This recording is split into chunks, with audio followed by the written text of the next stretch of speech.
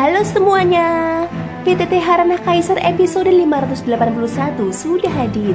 Pertarungan terus berlanjut, langsung saja kita saksikan. Di episode sebelumnya, pertarungan tiga kekuatan besar memuncak saat Jinsu hampir merebut pusat. Namun nyala api yang mereka telan ternyata bukanlah inti api pemusnah sejati. Di tengah kekacauan, Xiaoyan muncul sebagai sosok yang telah menyerap 1000 nyala api dan mendominasi seluruh tempat. Ia menantang semua pihak untuk menyerahkan api mereka, menunjukkan kekuatan tak terbantahkan dan mengguncang nyali para pesaingnya. Api sejati mungkin belum ditemukan, tapi Xiaoyan telah jadi pusat ketakutan baru. Pada saat ini, Xiaoyan menatap semua orang di depannya. Dengan nada tenang, ia mengatakan, "Semuanya, apakah kalian rela menyerahkan api benih pemusnah kalian?" Mendengar itu, Ji Xiaoyun menjadi orang pertama yang langsung menolak dengan suara lantang.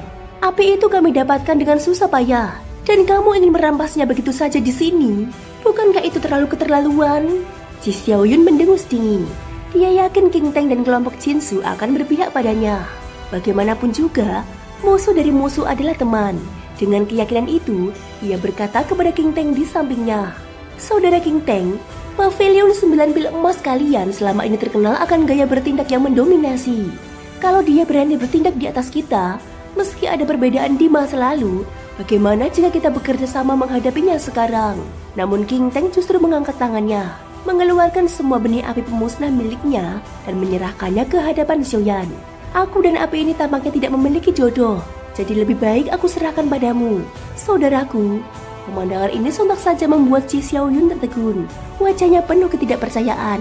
Xiaoyan menerima api tersebut dengan tatapan tenang, sementara Ji Xiaoyun hanya bisa terpaku dengan ekspresi penuh keterkejutan.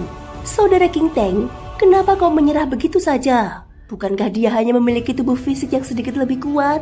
Jika kita bersatu, kita bisa membunuhnya." Ji Xiaoyun benar-benar tak habis pikir melihat King Teng menyerah begitu cepat. Matanya kembali melirik kelompok Jinsu, namun mendapati bahwa mereka malah bersiap mundur. Mereka memang tidak suka bertarung, hanya terobsesi dengan api. Jika bisa menghindari konflik, mereka akan memilih jalan itu. Namun, untuk merebut api dari tangan mereka juga bukan perkara mudah. Tiba-tiba, tubuh Xiaoyan bergerak. Dia muncul tepat di atas kepala para anggota Jinsu. Jejak kaki raksasa terbentuk di udara. Langkah ketujuh menghentak dengan kekuatan mengerikan, membuat seluruh tubuh para anggota Jinsu terkunci oleh kekuatan menindas.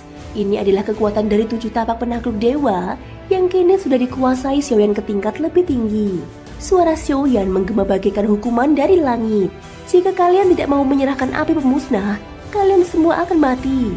Melihat kesempatan, Ji Xiaoyun langsung melesat mundur, berharap Xiaoyan tidak mampu menangani semua pihak sekaligus. Namun belum jauh dia bergerak, sebuah sosok besar muncul, berdiri menghadang di depan jalurnya.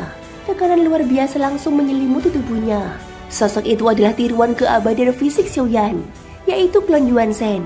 Meskipun mengenakan pakaian, tetap tak mampu menyembunyikan kekuatan fisiknya yang seperti kehancuran mutlak. Cahaya bintang putih berkilau dari tengah alisnya, menebarkan tekanan mengerikan yang langsung membuat Ji Xiaoyun terdiam. "Aku tanya sekali lagi, menyerahkan api pemusnah atau mati?" Suara Xiaoyan terdengar dari Clone Yuan Shen. Jari-jari tangan yang semula terbuka mulai mengepal perlahan, menghasilkan suara ledakan dari kepalan itu sendiri. Ji Xiaoyan mulai ketakutan. Tekanan tubuh ini luar biasa kuat. "Siapa sebenarnya kau?" Xiaoyan menjawab datar. "Siapa aku? Kau tidak pantas tahu. Jika kau tak mau menyerahkan apimu, tinjuku akan mendarat di wajahmu." Clone Yuan Shen menggenggam tangan.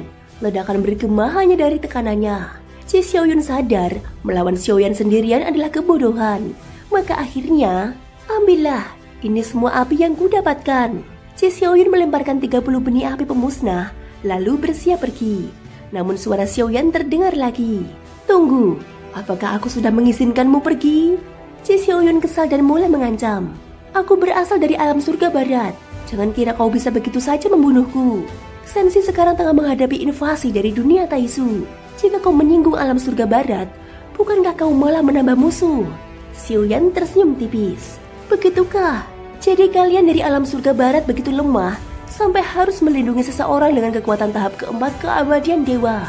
Atau jangan-jangan alam surga barat memang telah bersekongkol dengan Taisu untuk menyerbu sensiku?"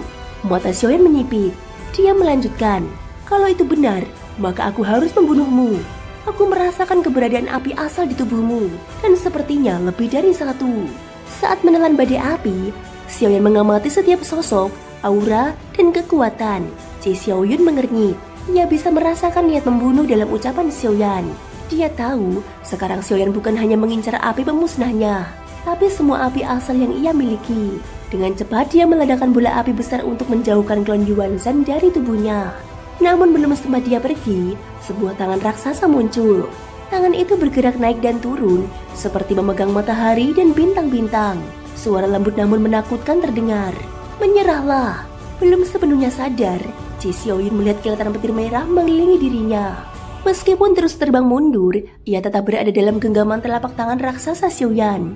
Dia mencoba melarikan diri, tapi itu sia-sia. Dia hanyalah semut kecil di tangan Xiaoyan.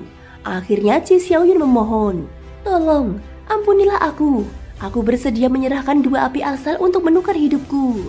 Dia tahu, jika terlambat sedikit saja, bukan hanya api yang hilang, tapi juga nyawanya.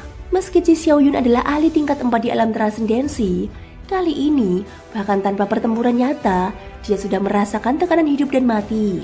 Tekanan Xiaoyan begitu besar, seolah berasal dari tahap kelima hati kaisar. "Tunjukkan semua api asal yang kau punya. Biar aku pilih dua untuk menukar hidupmu." Xiaoyun hanya bisa mengangguk pahit. Tubuhnya berkeringat dingin. Di depan Xiaoyan, dia benar-benar tak punya pilihan. Segera, dia membuka mulut. Dua api asal muncul, hijau jernih dan biru keperakan. Xiaoyun menjelaskan sambil berkeringat dingin. "Yang ini, api King Youyan. Kudapat dari dunia kecil. Tidak sekuat api asal 9 dunia, tapi juga cukup hebat. Dan ini, api Xingyun Lihuo, lahir dari reruntuhan bintang."